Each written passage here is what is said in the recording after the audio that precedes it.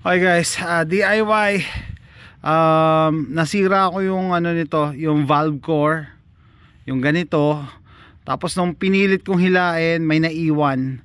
So wala nang pag-asa, sabi ko palitan ko na lang tong TPMS sensor. Pero buti na may napanood ako sa YouTube, no, gumamit siya ng Klein tool. Ito 32528. Ito siya. So bali naka reverse thread. So pag pihit mo pa kaliwa, lalong kumakapit dun sa naiwan na part ng valve core. Pagkapit na pwede lalabas na siya, kusa. Ang galing. Ano lang to eh, $7 lang to eh. Sa kabila, ito yung pang install and pang remove ng valve core. Pero sinsira na, ang hirap kunin sa loob. So initially sabi ko, ala, palitan ko na to. Pero buti na lang natanggal ko, kasi ngayon ito lang ang ano niyan, repair.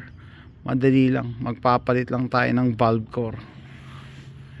Linisin ko muna, tapos binawasan ko pa nga to eh.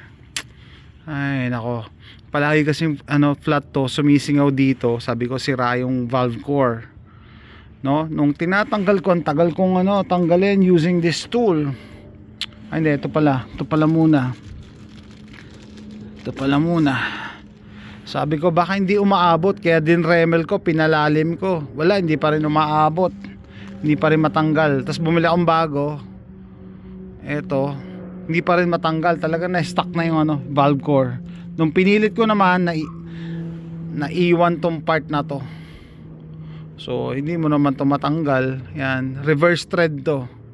So habang iniikot mo nga, umihigpit, tapos sasama na yan palabas.